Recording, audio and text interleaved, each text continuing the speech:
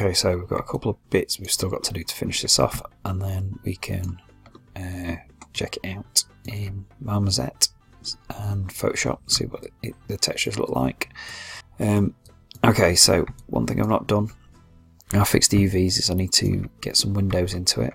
So I'm going to just create a new fill layer, and I'm going to keep black, but uber shiny.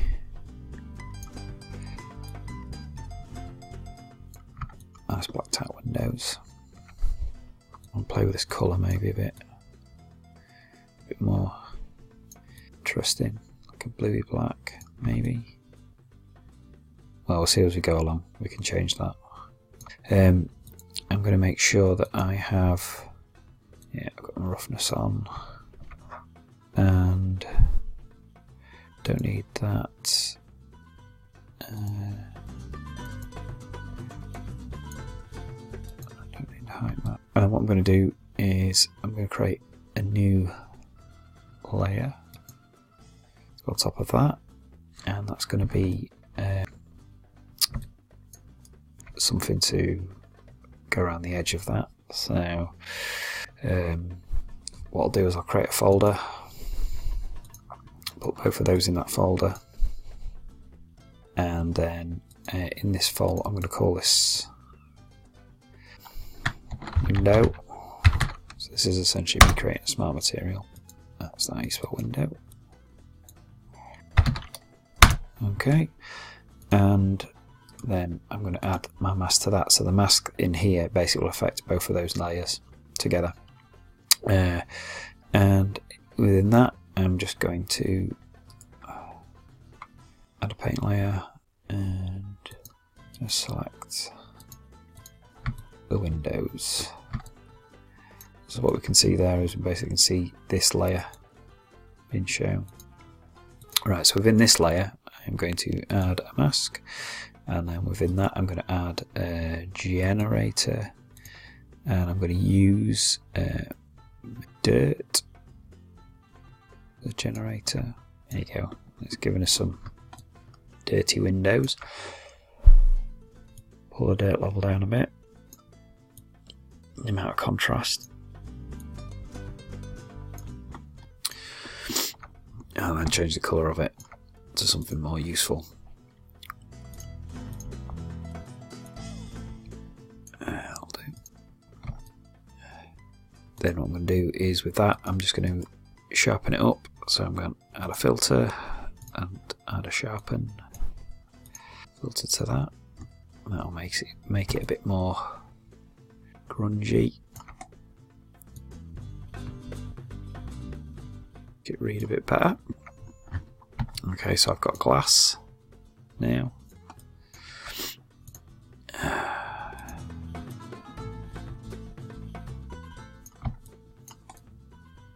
Yeah, let's go back to something bigger. That's okay.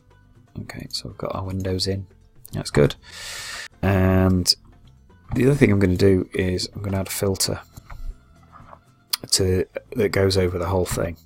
And the way you do that is I've got one that I've downloaded. This is a filter I use a lot in Photoshop. It's called Unsharp Mask, and there is a substance equivalent which is on the Substance Share website. So here it is. If you're interested, just do a search for Unsharp Mask. But what it basically does is it sharpens around the transitions between edges. So in a case of a texture, by adding it, what it does is it tends to just make it pop a bit more, which is really, really useful.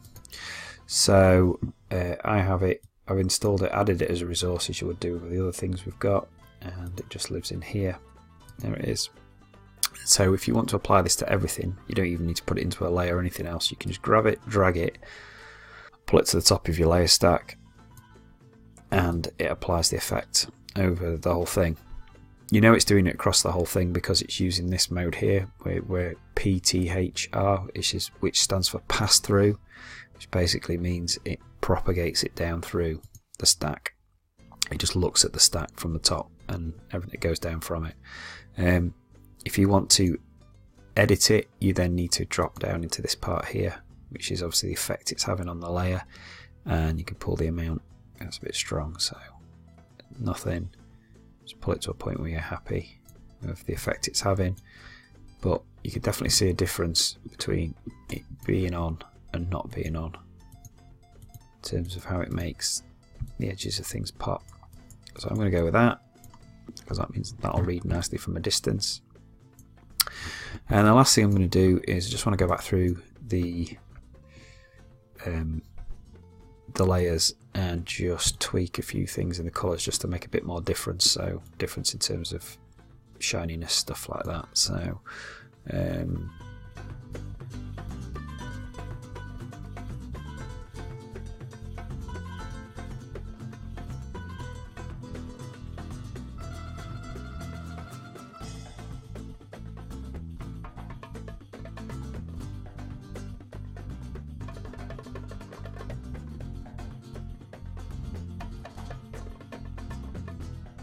right, so if I'm happy with that, then last thing I'm going to do is I'm going to push this back up to 4K so that when we go to export it, it's basically it's using the highest quality it can to generate this edge wear and all the rest of it.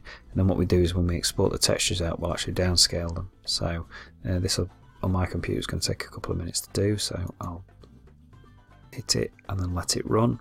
Okay, so when you get up to 4K you may find that you need to tweak a few things, but once you're ready to go then we can export these textures out. So let's right click and go to textures, and we've put where we want them to go. Then the configuration I'm going to use is I'm going to use this PBR metal rough. So that's physically based rendering profile using metalness and roughness maps as the output, which we'll go over. So if you drop down into this texture set, what it's going to make is it's going to make this Spaceship base 2 ship base colour. So that's your albedo or your diffuse, depending on where you look at. Roughness map, metallic map, normal map, height map, and an emissive map as standard. We're not going to use all of those. And I'm going to set it to be 2048 by 2048. So we've in substance we have a 4K map. We're using the 4K maps to basically generate all the information, all the all the stuff going into the crevices and all the rest of it, and we get the result that we want. And then what we're going to do is when we output it, we're just going to downscale it to something that's close to the size we actually want. If you build things at 2K and using 2K maps, then you've basically got less pixels to be able to describe the surface. So my advice would always be work a little bit bigger than you need and then scale it down at the end, because I think you get a better result. Right, anyway, I'm going to hit export and let it build those maps, and then we can take a look at them. That's done. So if we open the folder, we have a base colour map, a height map, a metallic map, a normal map, and a roughness map. We're not going to use the height map, but we are going to look at the other ones. So if I open Photoshop up, and let's have a quick look at them. Drop them in, and we can actually see what's going on. So base colour map, pretty straightforward. All the colour information that we've used on all those different maps has been baked into the UVs of the object, and it's all in one map. So we have all the parts unwrapped, nothing too exciting with any of that. The metalness map is relatively straightforward in that it basically, all this map is basically saying is whether something is metal or not. If it is metal, it's white, and if it's not metal, it's black. And all that does is tell the shader how to behave when light hits it and the roughness map.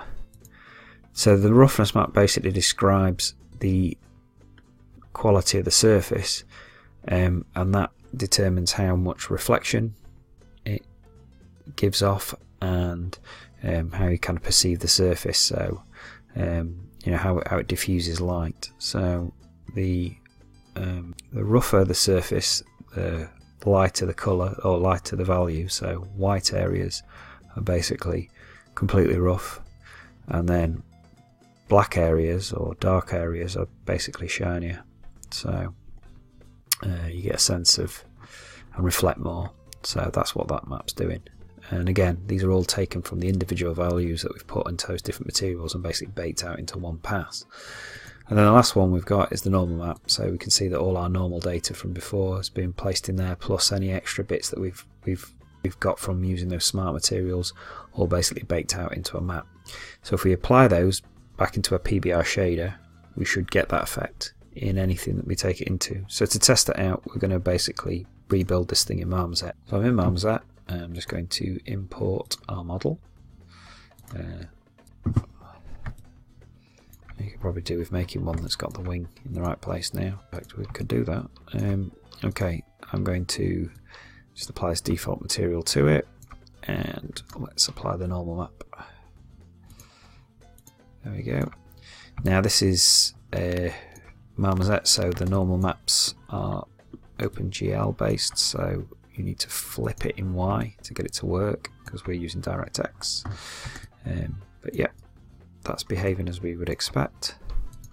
Let's put the albedo map in, which is the colour map. Here we go. So we have a very basic colour pass and normal pass working. As you can see, the level of shininess is just the same, and the level of there's no way of determining whether any of these parts are made of metal, because the way the specular light works is the same on both. So we'll fix both of those. Right, so roughness. So our roughness map is now starting to determine, although it would help if we need to invert it because this is coming in as a gloss map. So let's switch it. So this inverts it and turns it into a roughness map, and as you can see, it's starting to describe which areas, which is most of it, are shiny. And then the last one is, so in reflectivity, we're going to change this to metalness, and then we're going to give it a map. We'll give it this metallic map, and now we can tell that these areas are metals and the other areas are not. So if we change the sky to something maybe a bit more organic, and get a sense of lighting around there.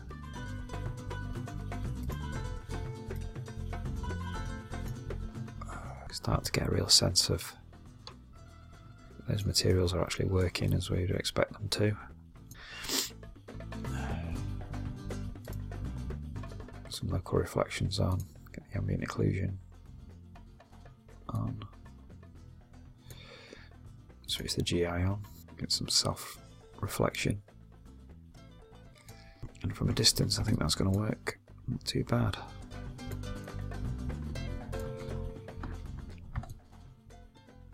Even down to the scoring, where you can see that there's no light getting to it, which makes it work really well against the metal. So yeah, so that's good to go. So now we've got this, we can get this set back up with the wings and get it out into Unity, see what it looks like there.